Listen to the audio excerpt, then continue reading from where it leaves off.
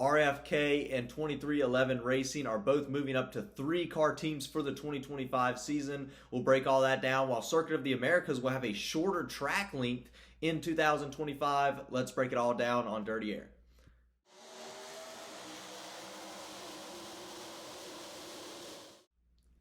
Hello everybody, welcome to Dirty Air. I'm your host Alex Lambert, and we have a lot of NASCAR off-season news to break down today. A lot of news has come out in the last, 24 hours or so. Ryan Preece moving to Roush, Fenway, Keselowski. Riley Herbst getting a full-time cup ride for 2311 Racing on a potentially non-chartered team. And then, of course, we'll talk about Circuit of the Americas, the racetrack itself being shortened for the NASCAR Cup Series. We'll take a dive into all that, but here we are.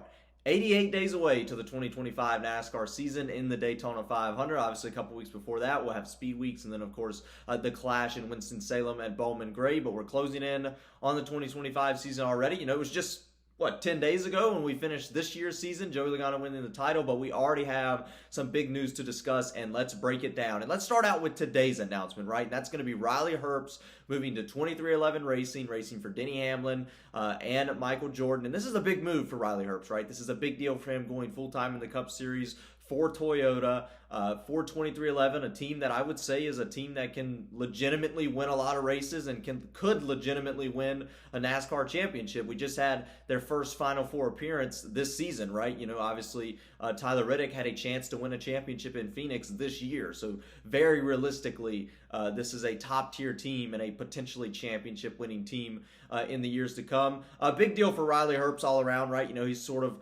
running the Xfinity Series for quite some time. But one thing that really stood out to me, I think, not only does he have sponsorship with Monster Energy, which is a big deal because they have a good relationship with 2311, but if you go back to Indianapolis over the summer in the Xfinity Series, the move that Riley Herbst made on a veteran Cup Series driver or previous Cup Series driver, Eric Almirola, to get the lead at this racetrack, sort of drifts into the corner and doesn't wreck the car. Extremely impressive move. This caught a lot of people's attention. This caught Denny Hamlin's attention. I remember this got some, I think Denny Hamlin made a tweet after this, you know, talking about how impressive that was. And I'm sure that this particular move, along with some, other, sponsorship with Monster Energy, obviously some brand deals there, helped him get this ride. But I'm excited to see what Riley Herbst can do. He's made a few Cup Series starts. Actually was able to talk to him at Nashville. Really enjoyed, talking to him. So a great dude. I'm happy to see him in Cup, and I think we could see results. It could take a while, right? Might not be right out the gate. But I do think over a couple of seasons we could start to see some really positive results from Riley Herbst. Very realistic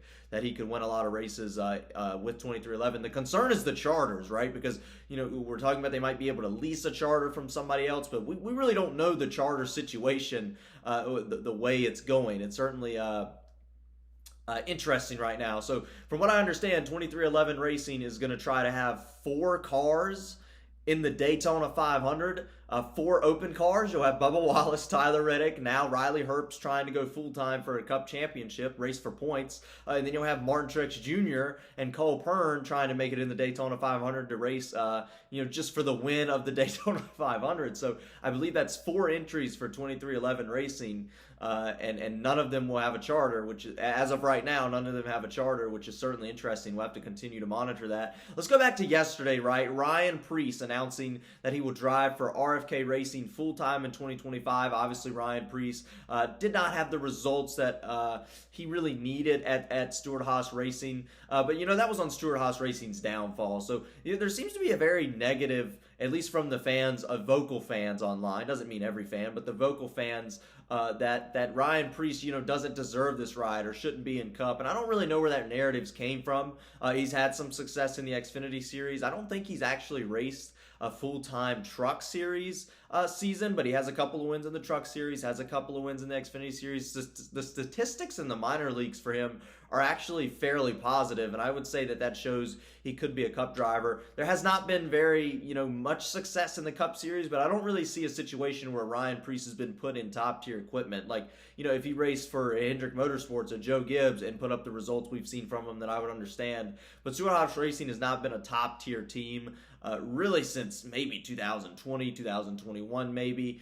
They had a couple of wins in 2022 in the next year era, but they've been on the downfall for quite some time, really ever since the end of the 2020 season. You remember Kevin Harvick couldn't get a single win in 2023 in his last year with this race team. And that's not to discredit, what these drivers and engineers and crews have done. It's just less effort has been put in by leadership to run better. And that's why they didn't run as well, because there was, less desire to do so. And I think that reflected on Ryan Preece, because Ryan Preece wasn't put in top tier equipment.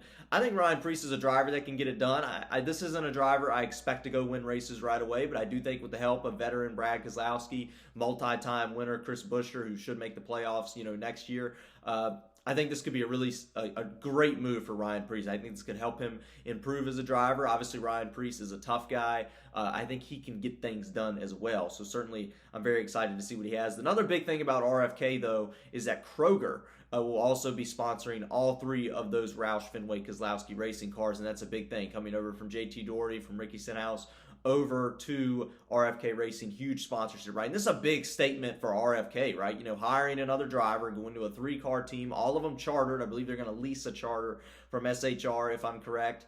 And he'll drive the number 60 car, that leased 60 car with the charter.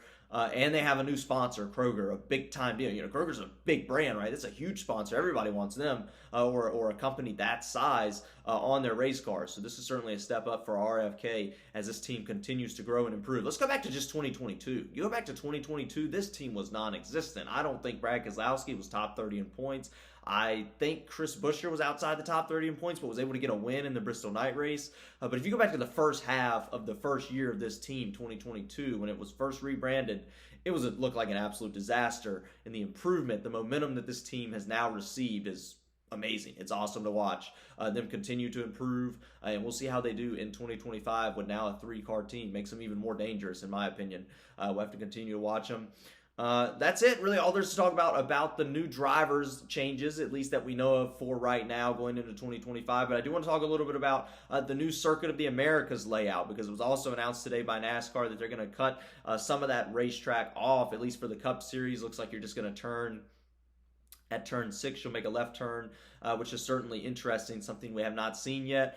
It'd be interesting to see what NASCAR looked at to make this decision, and I think there's a few positive things, right? Apparently, for one, the caution laps will be shorter. That's a big deal, right? You remember in 2023, I believe it was, we had some overtime restarts, and the cautions just took forever. It felt like so much opportunity for debris to get laid out on the racetrack. I think it's simpler to make the racetrack, a little shorter. I believe without Road America on the schedule, I believe Circuit of the Americas might be, I'll have to go back and check, might be the longest racetrack on the NASCAR schedule, just in length, right? Longer than Talladega, I believe, longer than Daytona, distance-wise. Which is certainly interesting, and they've cut that a bit short now, so that's certainly something new. I also have heard a few things from some crew chiefs, and Bob Pockrass mentioned this as well on Twitter. This could result in less penalties in the S's because of where you would be coming out of, or the speed you'd be carrying into the S's, something like that. So certainly, I think NASCAR looked at a few things over the offseason. They kind of looked at this racetrack. This will be the 3rd race of the 2025 season, by the way. So early in the year, this race will occur. That's pretty important.